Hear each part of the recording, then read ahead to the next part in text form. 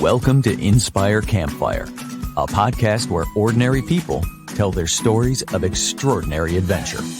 These are campfire stories meant to inspire the rest of us to light the fire within, get outside, follow our dreams, and return to tell our own stories. Ready? Let's strike the match. Welcome to the show. I'm your host, Scott Wurzbacher, and today we're talking about how catching the adventure bug can open the door to passion and purpose. Our guest is Jack Langton, an adventurer, storyteller, and founder of the HUMN Project. Jack grew up in Connecticut and is joining us today from Uganda, where he's traveling in search of powerful, unheard stories from around the world. 2 years ago, Jack set off on an 8,000-mile bike journey from London to Singapore. The experience changed his life. When he returned home, he realized that normal life no longer fit, and the HUMN Project was born. Its mission is simple: to share extraordinary human stories that would otherwise go untold. Jack is on the hero's journey, using adventure as a gateway to deeper connection and meaning, and I can't wait to share his story with you today. Jack, welcome to the campfire. Thank you, Scott. I appreciate you having me on. It's a pleasure to be here. Oh my gosh, this is so cool. And I don't know that I've ever had somebody record with me from Southern Africa. So this is cool. Yeah, it comes with its own challenges. You might hear a little bit. There's actually next to my apartment, there's a church here, and they do service at night a lot with live music. So if you hear that coming through on my end, that's why. I love it. I love it.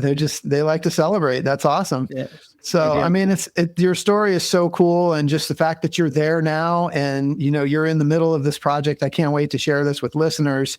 I think let's just dive right in and start with essentially, what is the HUMN Project? The HUMN Project is kind of this idea I had that, well, one, everyone has a story to tell, but two, there's so many incredible, unique kind of people, groups, just people doing things that I think deserve to have a story made about it.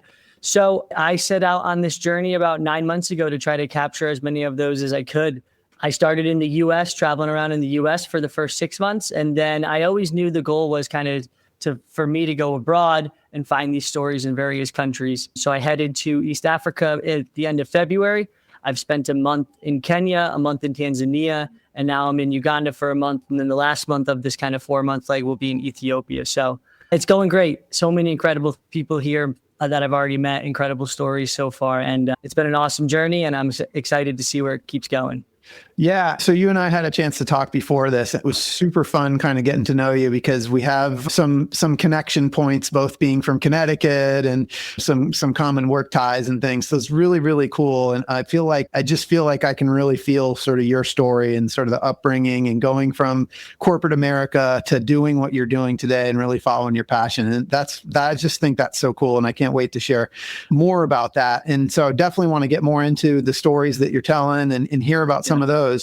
But honestly, before we do that, like this whole thing kind of started because you did this epic 8,000-mile bike trip from London to Singapore. So can we kind of go backwards a little bit and tell us a little bit about that? Yeah, for sure. So it was, we left about 2024 in April. It was me and my buddy from London to Istanbul.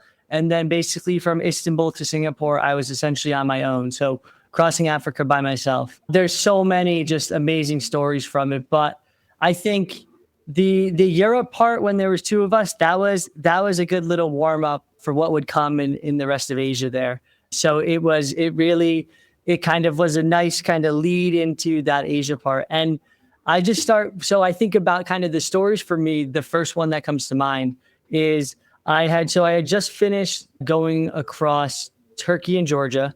The plan was to take a boat across the Caspian Sea via Azerbaijan to Kazakhstan. However, the border to Azerbaijan has been, I think it's still closed. It was closed a couple of years ago from COVID. So I ended up having to take a flight from Tbilisi, Georgia to Aktau, which is the first basically city in Kazakhstan on the Caspian Sea. I mean, it was one of those flights leave Georgia around 2 a.m., landed in Aktau around 4 a.m. And I'm setting up my bike in this airport. I had it in a box, putting it together. And I'm looking at the back wheel and I'm noticing all these cracks in the back rim.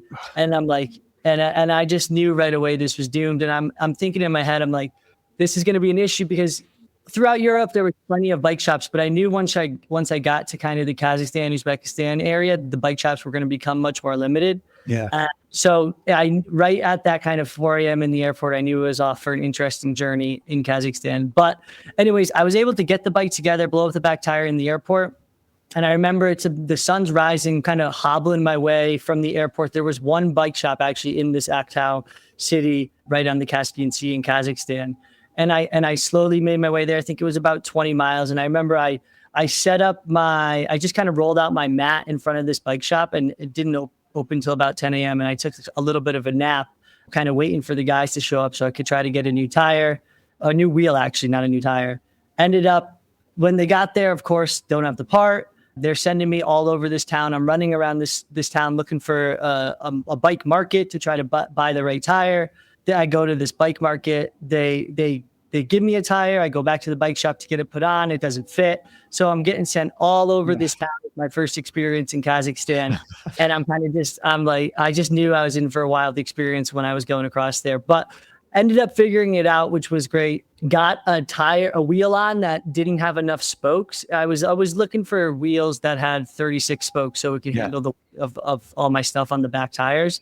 They were able to end up putting a wheel with about 26 spokes. So they fitted that on, and I was able to kind of start my journey through the desert, which was the first 8 or 9 days across Kazakhstan and into Uzbekistan was just pretty much a desert for that time.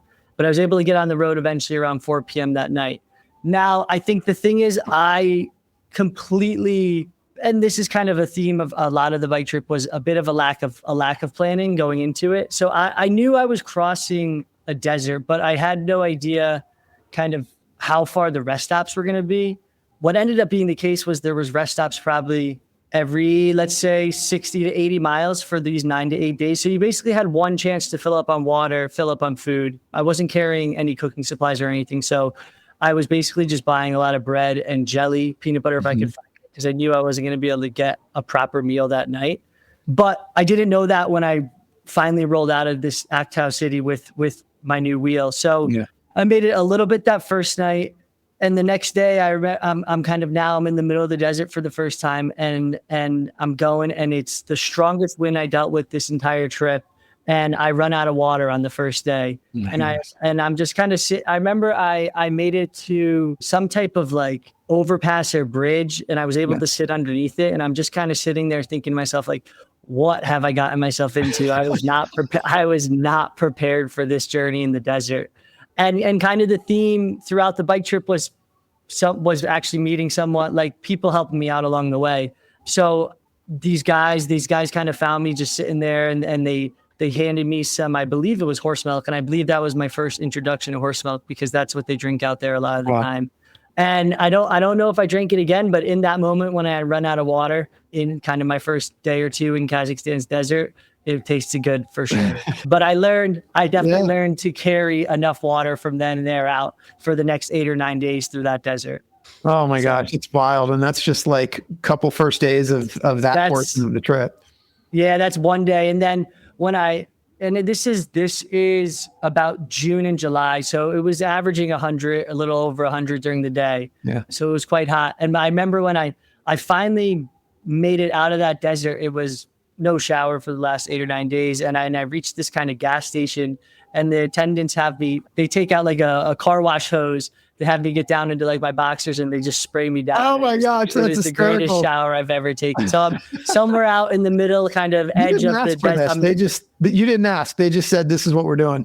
Yeah, exactly. And so I'm in like the edge of this city, and I've crossed into Uzbekistan now at this point. And they're spraying me down with a hose. And it was, that one really stands out as like this, just a weird memory from the bike trip. That's so funny. So, I mean, you keep talking about like people. And I think that's like when I talk to people that have done, epic journeys in interesting places like this, like the people is something that always comes up. So, I mean, it sounds like you had a good experience with people. I'm just kind of envisioning that first kind of day with the bike shop stuff. Like what was the language situation there?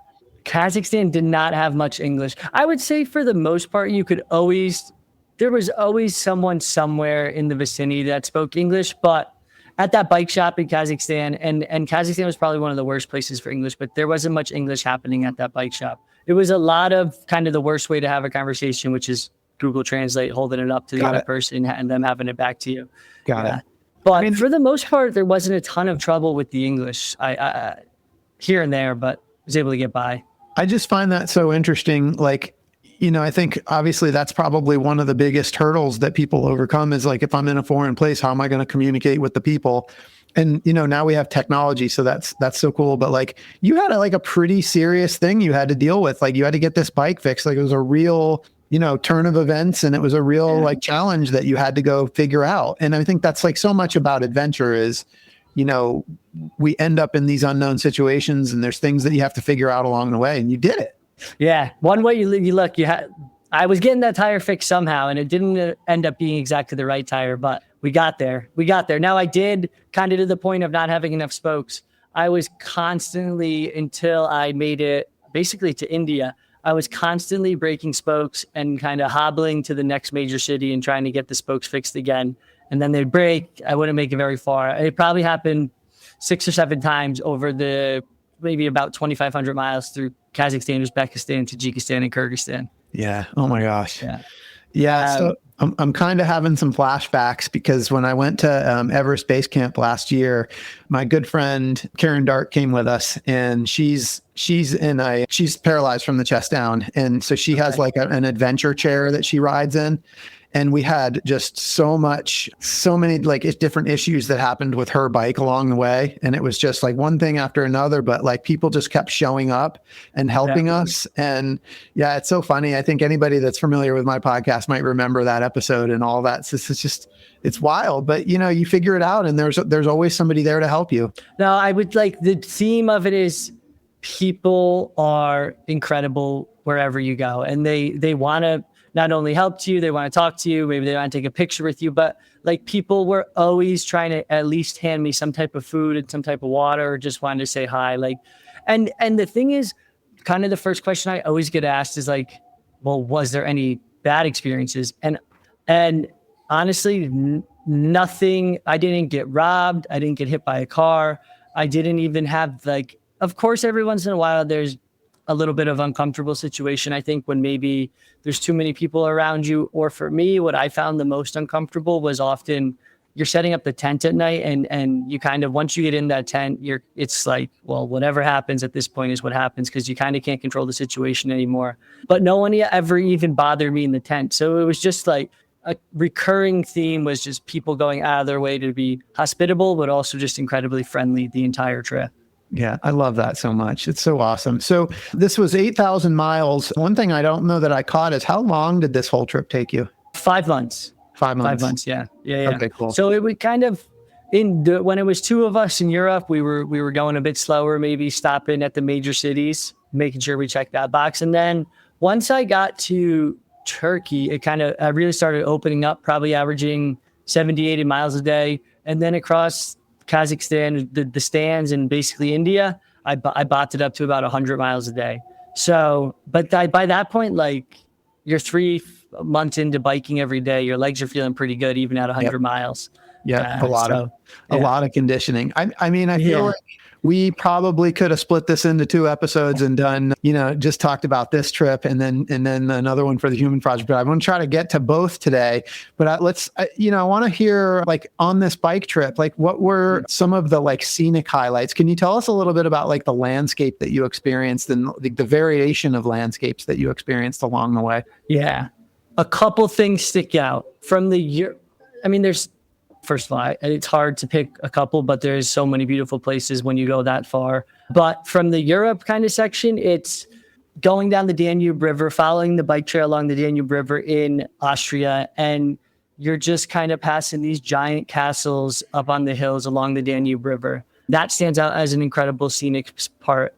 And then Tajikistan and Kyrgyzstan, especially Kyrgyzstan, a lot of the biking in Kyrgyzstan was probably between 6,000 and 10,000 feet up. And you're passing by, people are living in yurts mainly up there. They're getting around on a horse, and it's incredibly green with rivers flowing all through it. And then in the distance around it, is kind of these snow-capped mountains. And that's just your scene biking for days on end. They called it, I think they called it the Alps of the Stands, or there was something like that in the Premier section. But that was for sure the most scenic part. And then even in India too, like once you got out of the cities, there was incredible kind of smaller mountains and hills and like almost jungly feel that you were crossing through with actually pretty well paved roads for most of it.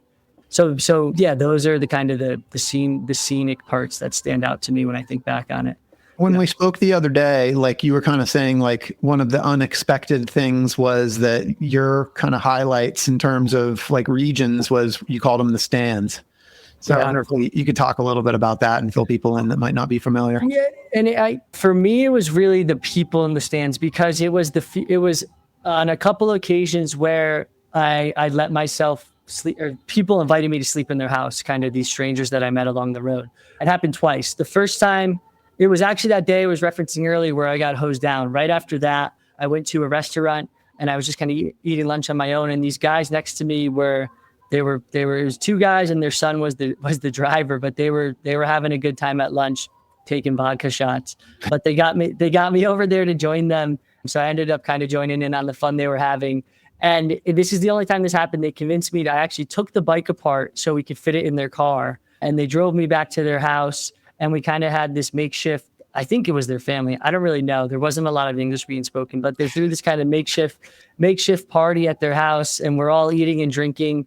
And it was just this incredible night. And then I ended up sleeping there. But the main guy who had got the father, I guess, who had brought me back, he ended up getting a little too drunk and went to bed early. So I just have this memory of like, it's me, the wife, and like the 4 kids, and we're sitting at their kitchen table eating ice cream, watching some local like reality TV game show that was playing in Kazakhstan. And then woke up in the morning, and they handed me kind of a giant loaf of bread wrapped up in a kind of a small blanket, and I was on my way. So it was just this like, I mean, it's hard to imagine. I know it happens at home in the US, but it's less common, I feel like, where people open their doors to a complete stranger just to stay in their house that they met on the road. And that wasn't the only time it happened. It happened again in, I think it was Uzbekistan, where I was looking for a place to stay. And I met this guy, and he actually ended up sleeping outside and gave me his bed in his house. And then in the morning, he had me come to this like breakfast with him and his friends, the local community. It was about 6 a.m. and there was like 70 guys at this breakfast, and they were going around introducing me to everyone. So it was really just that was really the only times I allowed myself, I think, to stay in strangers' houses, because sometimes it's just nice to have the tent after a long day of biking where you kind of can be on your own, or you're in a city and you've got an actual place to stay. But the hospitality there and kind of the generosity of those people in the stands is what stood out to me the most. It's so awesome. And it does, like, we're so cautious here in the US, like we're taught as kids, like, don't talk to strangers. And, I think for good reason, but I think it's just so interesting when you go on an experience like that to be able to kind of compare and contrast and, challenge those sort of cultural norms that we live, and then kind of reflect them on how the people do. Yeah, for sure. Like wherever I went there, it was people at some points, I'm almost ashamed to say it, like I was getting handed so much food and water at certain points that I couldn't even take it all. Like I had to leave some behind. I just couldn't hold it on my stuff. That's how people were constantly stopping their car and handing stuff out of it to me. Yeah. So it was just incredible. Oh my gosh, it's so awesome. So like, I guess in the interest of time, do you have any kind of like overall reflections on that trip? Like what were some of the big takeaways that you had from that trip? Obviously the HUMN Project came out of that, but like sort of when you look back on it.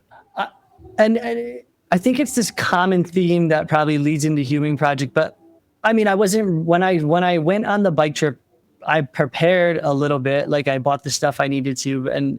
But of course I was nervous, and it was just kind of this like mindset that, all right, I said I'm doing this thing and I'm going to go and do it. I set a date when I'm going to leave. I bought a ticket to London.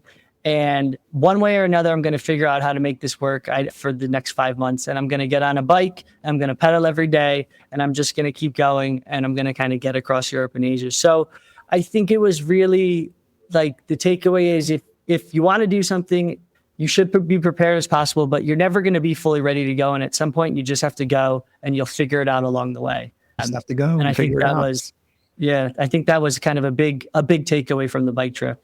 What was the inspiration for this trip? Like, what did life look like before you set out on this trip for you? Yeah. So I don't know if I can point to one specific thing. I will say growing up, I had heard countless stories about my uncle who had biked across the United States and my dad who had biked from Maine to Florida. So I always had somewhere in the back of my head this idea probably about long bike trips. Mm-hmm. I wasn't a huge, I grew up mountain biking here or there, but I was never like road biking wasn't my exercise. I wasn't an avid biker. So somewhere in my head, I had knew about those stories. And I think that definitely played a role in it. The other part of it was kind of in my early 20s, let's say 24, 25, or I started to kind of actually travel. I had maybe left the country once or twice before then.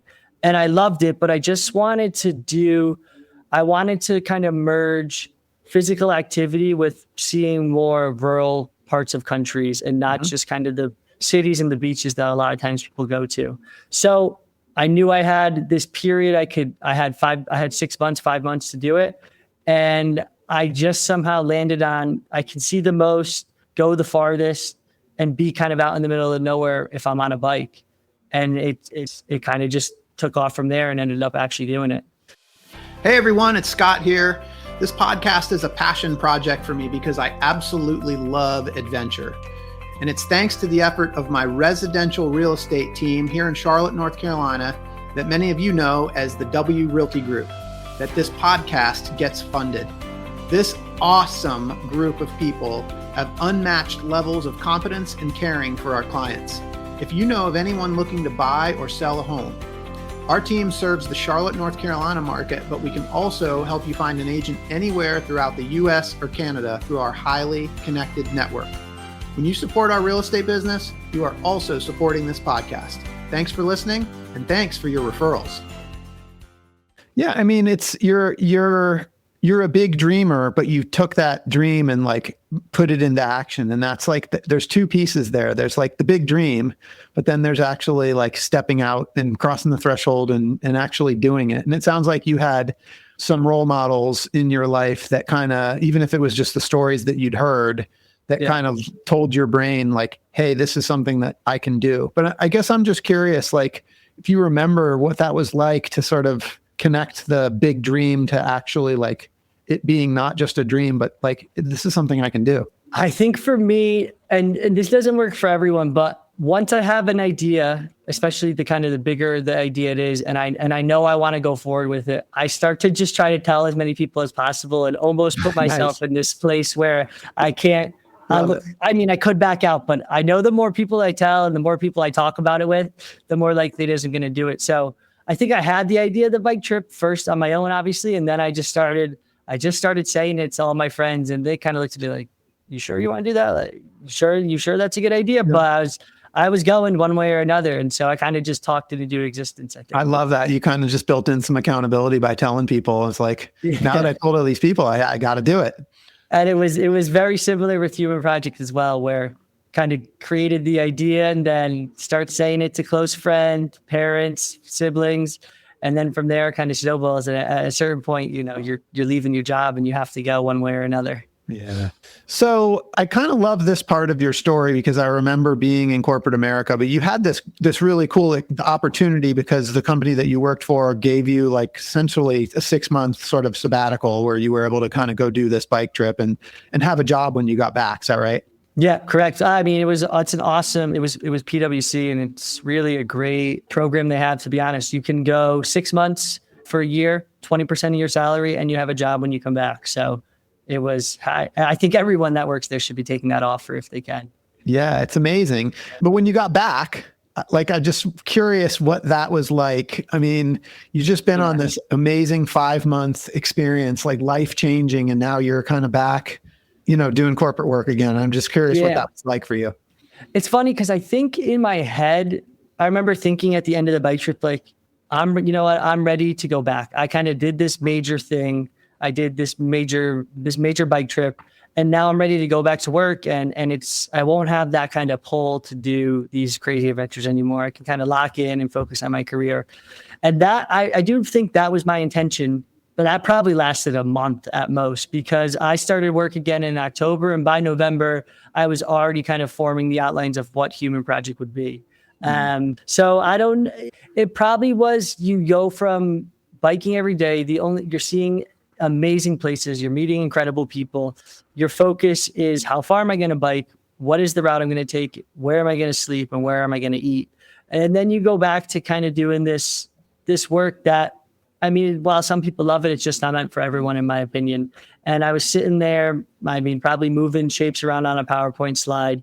And it just probably hit me that, like, I'm not ready to give into this kind of life yet. No matter what the pay is, and no matter kind of how comfortable that life was, I just wasn't ready to commit to that yet. And so that I probably was having those thoughts after the first few weeks back, and that ended up leading to where I am now.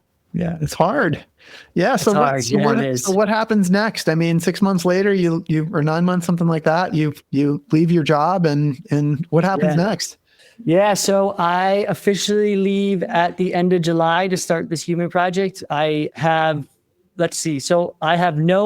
as of, like, let's say January 1st, 2026, I have no background in interviewing or documentary work. Zero, had never done it before. It was simply an idea, and I was inspired by things like Vice Media or Project Happiness.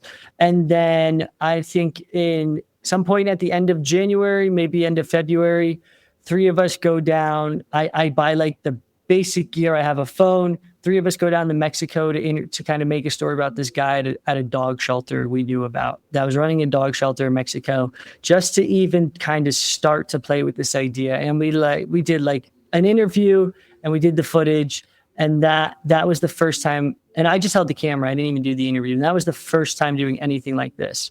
Fast forward a couple months, I buy a little more gear, and I test out doing it on my own at a protest in Los Angeles, just to try to see what it's like to go up and ask people to kind of say why they're here, do some street interviews. I do that, and I go, you know what? I think this can work. I'm going to go ahead and do HUMN Project. But I make this, in hindsight, and probably what I knew at the time, the wrong decision, that I was just like, I'm not going to worry about practicing with a camera or practicing interviewing people for these last couple months of kind of my normal life in Los Angeles. I'm just going to go do these last few months in LA, enjoy the time with my friends, enjoy the time when I have an income, and I will figure out the camera part when I quit my job. So that leads to me leaving July 31st. By August 15th, I'm in South Dakota interviewing teams at an Indian horse race somewhere in South Dakota. And for the first time, kind of using the camera in a real setting, interviewing people and trying to make the first video. So that's August 15th. So again, I think that's the extreme side of, you got at some point, you just got to jump and you'll figure it out. I think I definitely probably should have done a little more prep and practice and known what I was doing and probably known what I was getting into. But the core belief I have today is, with enough effort and enough kind of putting enough time into something good will come out of it.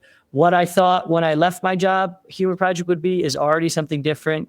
Wherever it ends up is going to be something different for sure. But my fundamental belief is that if you continue to put in a lot of work into something, some good will come of it, and somewhere you'll kind of catch that break you need. So that's kind of the guiding belief I still have, and what keeps me trying to find more interviews every day and keep making the videos. It's so awesome. And honestly, like, sometimes when you start digging into, like, the plan, and I am a planner, and, you know, I definitely have that, but sometimes, like, I can get stuck in analysis paralysis, and, like, I'll never actually start because I'm like, there's too many details that I'm trying to, so there is something about just jumping in and figuring it out as you go that, like, keeps the momentum going, wouldn't you say? Yeah. Like, once you're kind of in the thick of it, it's sink or swim, and you put yourself in that situation, and you just got to believe you'll figure it out. And I think that's where I am now. Yes. So I think for the first part of the HUMN Project, you kind of focused on the United States before you left. So can you share maybe a couple of the stories of people that you met in the US? So I basically drove back and forth across the US twice.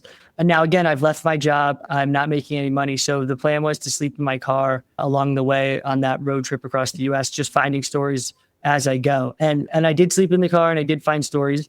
So the best thing I did was what got the most views, I don't know if it's the best, but it got the most views in the US part, is these real life superheroes, which once I dug into it, is actually a much larger community than you would think. I would say a lot of cities in the US have them, and it's a very US specific thing. There's a couple in London or Paris, but aside from that, this is kind of something that's very specific to the United States. But there's these real life superheroes all over that they dress up in different costumes, they have different names, and they go out, and the main thing they do is actually incredible. They're there to pass out supplies to the unhoused in their cities. So they make care packages, they're spending all their own money, and they're passing out supplies to the homeless that they walk by. They're in the costumes because they want to draw awareness to what they're doing. So maybe more people are inspired to donate or even get out there and help them. That's, I would say, 90% of what they do. The other 10% might, if they see a fight, they might try to step in and break it up. But obviously that's you don't walk into a fight all the time walking around the street. So that's very much less of it. So it was two different groups, actually. There was a guy named Skyline who was in Albuquerque, New Mexico, and then a group named the Extreme Justice League who was in San Diego. And that was a couple people in San Diego. So I followed them around basically on a patrol a few different times as they were passing out supplies to the homeless in their costumes. And I interviewed them about that process as they were doing it. So that's wild. I love that. Yeah. Yeah. And you know what? The funny thing is, like, because some of those videos did so good, like really, really got a lot of views, surprisingly. I was getting superheroes from other cities messaging me to come to their cities and make videos. But at that point, I knew I was already going to Africa. So it's like, and I didn't want to get pigeonholed in as kind of the guy that makes videos about real life superheroes. Okay. Although in hindsight, it might have been the way to go. I might be in a different spot now. But so yeah, that stands out as something I did in the US. And then another one was, and this was in December. And I mean, I think I don't think I have much of any idea of what I'm doing overall now. Like, I'm still learning every day. But back in December, I was really still figuring out a lot of things out about the camera and how to properly interview people. But I got invited, I got myself to go to an ayahuasca retreat. There was a group from San Diego, but they were doing it they do it in Utah. Okay. They rent out an old polygamous house. So it was like this giant house, probably had like 50 rooms in it for all the different kids when they lived there. But they run an ayahuasca retreat in this house for the weekend. So I got kind of full access to be in this house with them, filming it as they were in the ceremony, as they were kind of coming out of the high the next day. I did interviews with about 6 or 7 of them about why they're there. And it was these really like serious topics, as you could imagine, why someone would go to an ayahuasca retreat, like sexual abuse in the family or by a priest, or abusiveness in some other ways. And yeah, it was incredible. And I don't know if I did it justice with my video, which was kind of the issue I had. Like, I just wasn't probably ready for that level of not the seriousness of it, but kind of the expertise that was needed to make a proper video out of that ceremony. But it was really cool to get that type of access. And I would say one of my favorite things about the camera gives you access to things you wouldn't get any other way without the camera. Kind of people let you in a way and let you kind of be a fly on the wall that I don't think you can get just being there without the camera. So it's been really cool to just have those experiences because I'm holding the camera now. Man, it's so cool. And I love that you're doing this. Like, you're kind of like experiencing life with these people for a little while. Like, the superhero thing is hysterical. Like, not just this, it's awesome. I'd love to know more about what makes somebody want to be. They put a lot of, like, honestly, some people give them a hard time because they're in costume, but they're not making a lot of money, and they're putting a lot of money they have into these care packages for the homeless. So they're doing some incredible stuff, in my opinion. Yeah. I'm just curious, like, when you kind of think about like just your life leading up to the HUMN Project, what were some of the things that inspired you? I mean, obviously you caught this bug when you're on the bike trip, like this joy for adventure, but you know, there's a lot of different ways you could have taken that, and you chose to seek out stories and seek out places. And I'm just curious kind of where that all came from. So again, I think growing up, I remember having I loved watching the Vice media stuff, and these guys going to very foreign, exotic places and kind of getting in the nitty gritty with a community or group of people, and almost like becoming part of that community or group in these obscure places. And so that was always somewhere in my head. And the bike trip, obviously from the bike trip, I have this desire to explore, and I'm comfortable being outside normal cities. I'm comfortable being on my own kind of in the wild per se.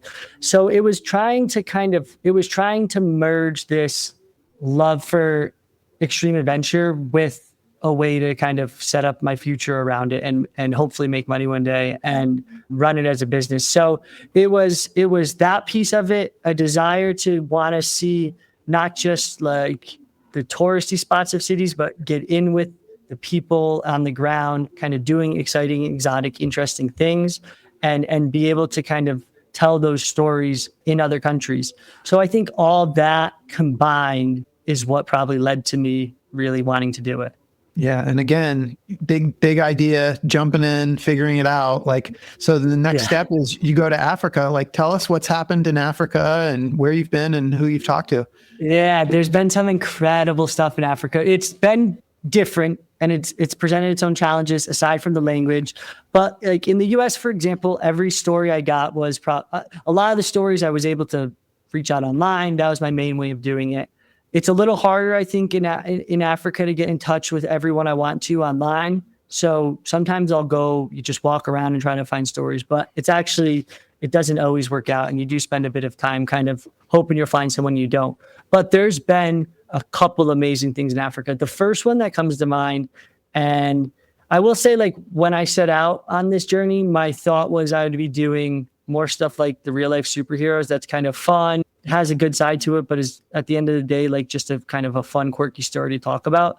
In Africa, it's definitely gotten a little more serious just because that's what's able to get access to more easily, the NGOs that are doing work here specifically. So in Tanzania, there's a group that helps rural girls from rural areas of Tanzania that have run away from home because for two reasons. One, they're either getting arranged marriage at an age probably between 10 to 15, or two, they're going through something called female genital mutilation, and they're trying to run away from that. So I was able to get access to this group. I interviewed a couple of the girls and heard their story about why they ran away. And I also kind of talked to the woman that runs the whole thing. But it was intense. I mean, these girls were all probably between the ages of 13 to 15, and they all had kids that were ages 2 to 6. And that's from kind of these arranged marriages they were put into. And the way an arranged marriage works there is you pay in cows, usually, actually, not cash. So the going price, I think I heard, was about 20 to 30 cows. So a guy in the village, if the father needed cows, or if the guy in the village wanted to buy his wife, he would go to the father, they'd agree on a price in cows, and either he'd pay those cows all at once for the daughter, or they kind of set up an installment plan of the cows, honestly, over maybe a 5 to 10 year period, and they'd pay the cows to the father, and then the girl would be married off. But the thing is, like, FGM, the cutting, is such ingrained in some of these like rural cultures in East Africa. First of all, they think that there's probably over 200 million women alive today that have gone through FGM, but it's so ingrained in the culture that it's hard. It's not like even though it's illegal and even though it's just not something that changes overnight. So, like, for example, a lot of the girls actually, and this is becoming less and less as phones become more available and kind of information's more easily accessible, but a lot of the girls want to go through the cutting process because they believe that makes them like eligible to be a good bride, and that they think that if they don't get cut, then they're not going to be a good wife when they get married off. So it's this group, and they're trying to kind of educate the girls that, hey, like, you're hurting yourself by going through FGM. Like, you don't need to be doing that. They're trying to work with the women that do the cutting, which is usually an older woman in the rural community. They're trying to show these women that, like, look how much you're hurting these girls. Not only are you doing the cutting with no anesthesia, and sometimes that kills them themselves right then and there, but long term, there's a lot of issues because, like, during childbirth, there's whole complications down there now with the expansion. And like, it causes long-term effects. So they're trying to educate the cutters and the older people in the community that what they're doing is wrong. But it doesn't change overnight. Now, like, a lot of times what they'll do is they'll cut the girls right, like kind of like how they do for for boys like in the US that go through circumcision right when they're babies, where they used to when they were older girls, because now the girls are becoming more knowledgeable of it. So that was a very serious story I did. I interviewed, there was a guy named Hamizi I met he's an albino living kind of on the border of Kenya and Tanzania. And in that area, more so on the Tanzania side, but they'll come into Kenya, is they believe albinos kind of are like, if they chop off their arms and fingers and legs, they can sell them for money, or they believe that it will a lot of times around election season, they'll try to abduct and cut albinos' hands off because they think it will help the politician they like have better chances of winning. So I talked to an albino about kind of what he lives with on a day-to-day, the dangers of it, and just his story and kind of this group he started to help other albinos in the community. And also they really struggle in this area to get there's no dermatologist, right? Mm-hmm. There's no eye doctor because a lot of times they're dealing with eye issues. There's no way for them to get the same kind of they need to have their skin checked out because they're living in Africa as albinos and there's just not good access to that. So it was a conversation kind of about those things. So there's been a lot of incredible groups. The other one, I think one more that sticks out is I've done a couple skateboarding groups. I just did one here in Kampala. This is a little less serious at least, but they were skating in Kitsezi, it's called. It's a neighborhood outside of Kampala. They had this kind of really small skate park, but everyone in this village loved skating. And it was a little skate park next to a garbage dump that is now shut down. They love skating so much. And this group actually came in and built them a nice big new skate park. And now it's got there's over 250 kids going to the skate park every day in this village. They're using it to kind of teach the kids about climate change and keep them off the streets. So that was a little less of a serious one, but just an incredible organization that I got in touch with and was able to speak with out here. Hey everyone, it's Scott here. Did you know that the members of my real estate team, W Realty Group, are listening to their own voices that call to adventure by setting big goals? Some of those goals include planning trips to Bali and the Kingdom of Bhutan, buying investment homes, and running the Chicago Marathon. At W Realty Group, we support and encourage these big goals and want to help turn them into reality. We're currently looking to add new members to the team. If you know a great real estate agent in the Charlotte, North Carolina area that would benefit from being part of our team, please send a text, an email, or give me a call. And know that when you support W Realty Group, you're also supporting this podcast. Thanks for listening. That's so cool, man. I'm just listening to you and what you're doing. I mean, it's so powerful. You're bringing awareness to a lot of issues, right? And I mean, in the society that we live in, we're connected now, but people you taught me some stuff today that I'd not known before. And so, just by virtue of having this conversation, and of course, we're going to share it with the people that listen, you're bringing real awareness. But the other thing is that, just know from having had conversations with other people, what has it been like for you to give the opportunity to those people to tell their story and not necessarily from the broader awareness of who listens, but I feel like the people themselves, what you're doing helps them feel heard. Does that make sense? Yeah, no, I would it's actually surprised me how open to the idea of being interviewed people are. If someone they're always seem to be pretty grateful when I do it, even if I don't think the video is good.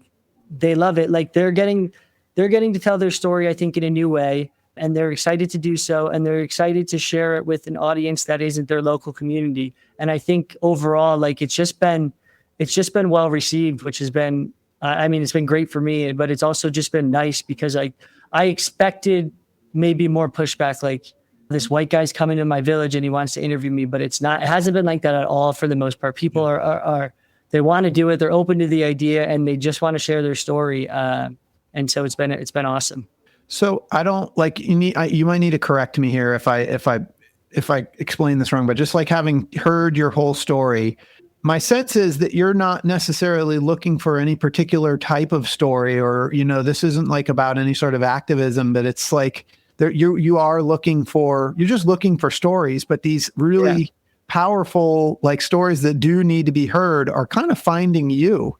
I think it's a person that has some kind of incredible background or story to tell, or a community or group. Some of them are serious and deep, like the girls I talked about that have run away. But also I do enjoy the lighter hearted, quirky stories as well. And I maybe at some point I have to pigeonhole myself into one channel or the other. But for now, I'm trying to keep HUMN Project as kind of this place where all different stories from all different corners of the earth, all different walks of life can be told. So that was kind of the goal when I set out, was to cast a wide net on purpose. And I'm keeping to that for now. I'm just curious, is there like a part of you, this is like a heart question. Is there a part of you deep inside that's like really calling you to do this work? I think maybe it's that part of me is growing as I get further into it, because when I set out, I had no idea I'd be doing kind of serious things. And as I've done more and more serious stories, I found myself like, it's nice to share those stories. It's nice to give those people a platform to talk about it. It's nice to work with those organizations and kind of share those stories. So I think that while that part of me wasn't there initially when I set out, it's definitely growing as I've gotten further into doing HUMN Project. Do you feel like there's a part of you that's seeking like purpose? I think if I think back to my time when I was at PwC, while it was like an incredible place to work, I got no validation out of doing that type of work. And it just didn't feel like I understood the purpose of the company. I understand it's necessary work that needs to be done, but it didn't give me kind of like a strong purpose. Mm-hmm. While with this, even if I tell this, like if I share someone's story and one new person hears about it, that's one more person that's now aware that FGM is happening in rural areas of Africa.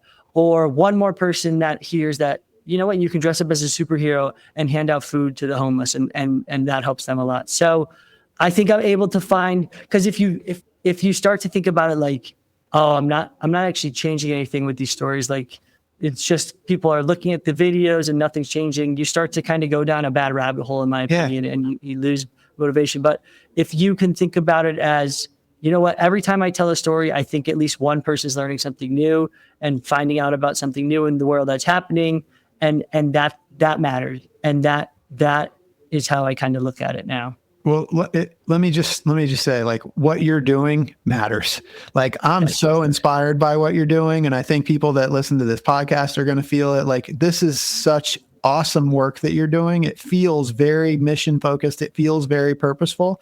But at the same time, like listening to your story, I think this is something that I want, like I heard loud and clear, and I want people listening to hear, is that it's almost like you just are following this passion for adventure. Like you just have this bug, you like want to travel, you want to go tell stories. You don't necessarily know what story. You're not like seeking a particular kind of story. They're just sort of finding you. But I think what I'm seeing and I'm hearing is somebody that was willing to just sort of jump in and honestly let purpose find them, right? Mm-hmm. You're like, purpose is finding you. You're kind of like experiencing things along the way, and you're discovering yourselves things about yourself. At least that's what I'm seeing. And I just think that's really awesome. And I just think it gives people hope. And it's just this reminder to, like, you know, if you feel this call to adventure, like just dive in and see you never know what's going to happen. But like, you know, if you're following that voice inside that calls you to adventure, amazing things are going to happen. That's what I'm seeing with you. I don't know if you have any thoughts on that. No, I agree. Like, I think it goes back to the point you just at some point, if you believe in something enough, and it's cliche to say, but there's never a perfect time to do something. If you're just always waiting for that perfect time to jump and go for it, you're never going to end up doing it. So you kind of set a date, you prepare, and at some point you just go, and you have to believe that one way or another, you're going to figure it out, and it's never going to be what you think, but you're going to figure it out one way or another. And I think that's how I've kind of gotten to this point. How can people, first of all, see and like participate in what you're doing, like social media? Like what's the platform? Like, how can people see and watch the stories that you're sharing? Yeah, the best one would be the Instagram. It's HUMN_project on Instagram. So, and HUMN is spelled HUMN. We took out the A. So HUMN_project. The Instagram would be the best place to start. And tell us about the videos. They're kind of short form, yeah? Yeah, we're going 30 to 60-second mini documentaries. Like it might be a one-off story with just one video. It could be a series of videos about that community that I worked with. But you're looking at videos in that 30 to 60-second range. Hopefully we'll get back to the reason I'm sending people to Instagram is because that's the main I'm focused on those shorter form videos right now. I think one day I will get back, or when I'm able to build this out more, someone will get back to posting longer form documentaries under the HUMN brand. But that kind of part of HUMN Project is on hold for now. Okay, so I'm maybe going to regret asking this question, but because you've said like, I've got this big idea, I'm going to jump in and figure it out. So maybe that's the answer, but is there a like kind of longer term vision or plan for the HUMN Project? Yeah, I want it look, I enjoy being on the road. It's what I wanted for now. I don't want to be living city to city everywhere forever. The one thing I think I've learned is that in some senses, stability is nice, having that. And even more than that, that kind of your community is incredible to have. And when you just don't have that right now with the way I'm living, where you can have a kind of a constant community. So that's a sacrifice. And I do hope to get back to that one day. So the vision I have for HUMN Project is, for now, it's on me to tell the stories, but I want to grow it into a thing where there's people kind of going all around the world telling these similar stories, and HUMN Project is kind of set up for one spot. And I'm either sending people kind of on longer missions to tell the stories, or I'm going kind of to I have a definitive plan and I go somewhere for 5 days or something to tell a certain story. And then I come back to a home base, and I want it to be a proper company with a real headquarters and people kind of that work for their company telling stories all around the world. And I'm kind of at the helm helping pick what those stories are. So that is the hopeful ultimate goal for a HUMN Project. Man, I love it. You've got passion behind you, so I know you're going to figure it out. It's so awesome. Are there ways that people can help? Just watch the videos. Okay. Just watch the videos, follow along, give us engagement. I think that's the best thing for now. Love it.